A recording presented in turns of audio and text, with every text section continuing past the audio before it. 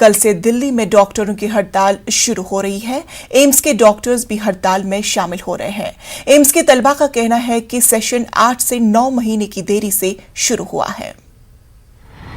दिल्ली के सभी medical college में डॉक्टर्स ने हड़ताल का आह्वान किया है। कल से 3 तारीख से डॉक्टर्स फुल फ्रेम में हड़ताल पर जाएंगे। इस समय हम खड़े हैं एम्स अस्पताल के बाहर, जहां से नीट परीक्षा में देरी और नीट परीक्षा की जो काउंसलिंग है उसमें देरी के कारण स्टूडेंट्स का कहना है कि हमारा जो सेशन है वो 8 से 9 महीने लेट हो चुका है, जिसके कारण हमें फर्स्ट ईयर और सेकेंड ईयर का भी जो काम है वो एक साथ करना पड़ रहा है। और साथ ही संडे को भी जो ओपीडी है वो खोल दी गई है, जिसके कारण हमारे ऊपर प्रेशर ज़्यादा है।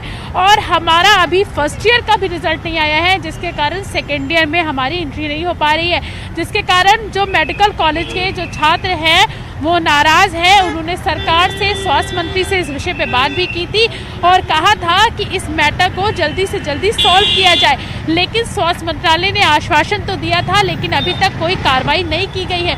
जिसके एवज में पूरे देश में जो डॉक्टर्स हैं, आज जो डॉक्टर्स हैं वो पंजाब, हरियाणा, राजस्थान, यूपी, बिहार जैसे राज्यों के जो डॉक्टर्स हैं वो हड़ताल पर है। और कल से पूरे देश में दिल्ली के सभी जो मेडिकल स्टूडेंट्स हैं उन्होंने हड़ताल का आह्वान किया है कि कल से सभी अस्पतालों की, दिल्ली के सभी अस्पतालों की जो इमरजेंसी सेवाएं हैं वो चलती रहेंगी। बाकी जो ओपीडी सर्विसेज हैं, जो सेवाएं हैं, उसको कल से बंद कर दिया जाएगा अगर सरकार की तरफ से कोई भी आज शाम तक कोई भी नहीं निकल के आता, कोई भी हल निकल कर नहीं आता है। कैमरा पर्सन अंकित के साथ प्रीति श्रीवास्तव, न्यूज़ 18 दिल्ली।